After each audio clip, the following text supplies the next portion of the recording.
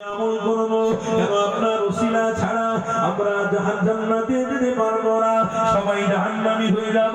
আপনার কথার গুরুত্ব দিলে আল্লাহ জান্নাতি বানাবে, আপনার সাথে বেয়াদবি করলে আল্লাহ জাহান্নামের খোরাক বানিয়ে দেবে। কেন আল্লাহ কোরআনের মধ্যে জানিয়ে দিয়েছে আমার হাবিব আপনার বিরোধী যারা তাদের আমি আল্লাহ নির্বংশ বানিয়ে দেব।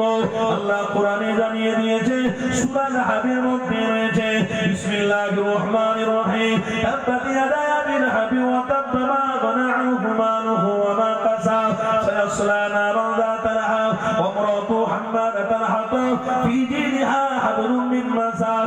আমার হাবিবকে জানিয়েছে আমার হাবিব আপনার বিরোধী আবু লাহাব করেছে, আমি তার বংশকে নির্বংশ বানিয়ে দেব।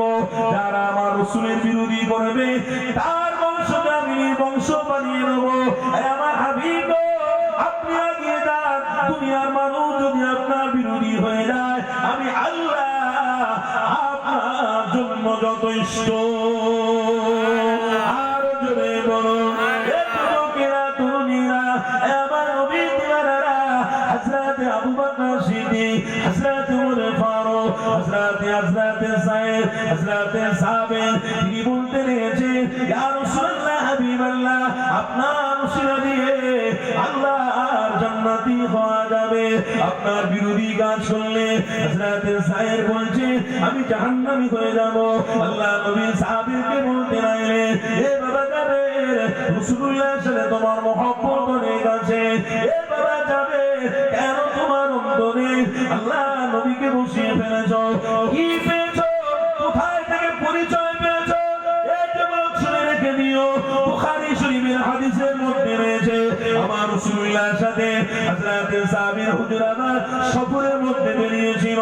আল্লাহ নবী আমার যেতে যেতে হযরত সাবিরকে জানাতে লাগলেন এ বাবা যাবে আমি রাসূলুল্লাহ একটু আরাম করবো।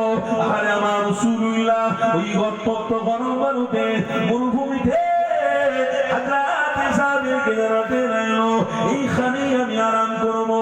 হযরত সাবির হুজুর অবাক হয়ে গেলেন ইয়া রাসূলুল্লাহ হাবিবাল্লাহ এইখানে আপনি উত্তপ্ত গরম বালুতে কি করে আপনি আরাম করবেন? এই উত্তপ্ত গরম বালুতে আপনার পিঠে অনেক বড় অসুবিধা হবে, আপনার ঘুমানোর অনেক ডিস্টার্ব হবে।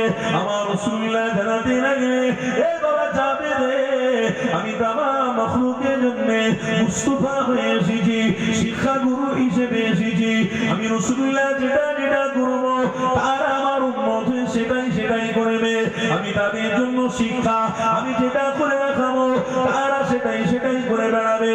আল্লাহ নবী সাহাবীকে বলতে লাগলেন এ বাবা যাবে আমি রাসূলুল্লাহ একটুখানি এখানে আরাম করতে চাই। আল্লাহ নবী সাহাবী নিজের জামাটা খুলে দিয়ে ওইখানে বিছিয়ে দিলে আমার রাসূলুল্লাহ ওই জামাটা বিছানো অবস্থায় ঘুমাতে যাবে। আমার রাসূলুল্লাহ বলছে এ বাবা যাবে তোমার জামাটা তুমি কেন বিছালে? আমি এমনি করে ঘুমিয়ে গেলেই হতো, কেন তুমি উত্তপ্ত গরম বাড়িতে আমার মুস্তাফার জন্য কেন এত কষ্ট করেছো?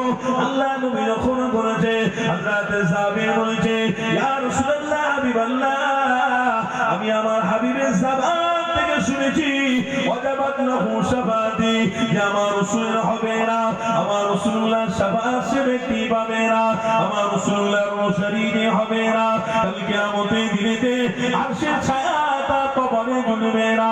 ইয়া